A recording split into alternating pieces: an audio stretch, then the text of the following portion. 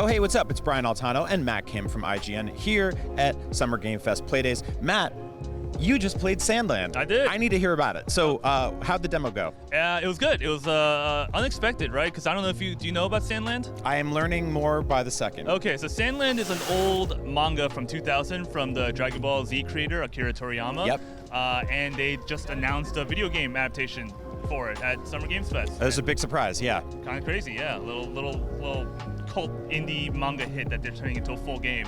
So you got to play it. Tell me about what it's like to just sort of traverse this world. Yeah, so Sandland is a open world action RPG. You play as a main character named Beelzebub, who's very Akira Toriyama-esque, spiky hair, superpowers, things like that. And he lives in a world without water. And so him and his village needs water to survive. And so he traverses the desert in search of caches of water. And along the way, he fights giant sand dragons and bandits who want their water and all sorts of things. Now, Matt, one of the things I think I'm really interested in that I wasn't able to pick up from just watching the video, and you got to play it, tell me about the combat. Yeah, so it's your standard action game, right, from Japan. So you have heavy attacks, light attacks, you combine them, chain them into combos. Right. Kind of like Yakuza.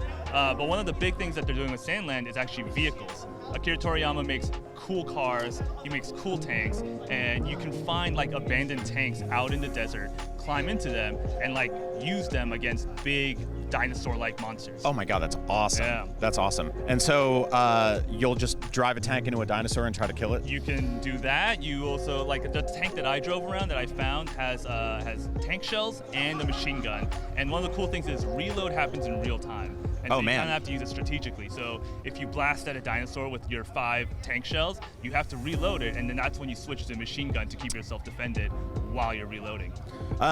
The art direction is one of the coolest things I've seen about this game. Just it's incredibly impressive. What was it like to play it?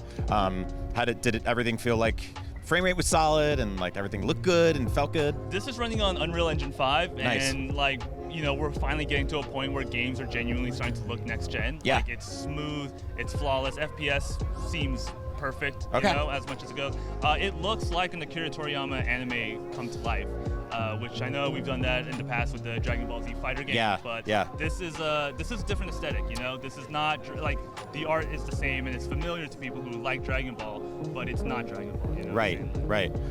Now, last question, just in terms of like exploring around the world, like it's a big desert, and so I think people would be maybe a little worried that there's, nothing going on, there's nothing to look at, there's nothing to do.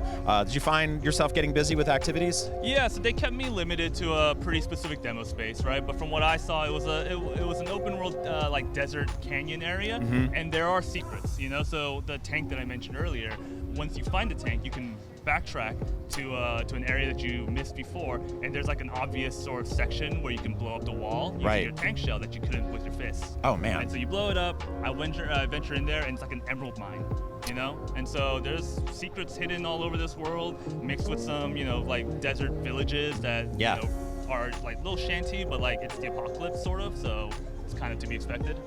That rules. When is the game out? No clear release date. No release date yet. Okay, well, for all things Sandland, including the release date, hopefully eventually, Matt, thank you so much. Stick with IGN. Keep watching Summer Games Fest right here.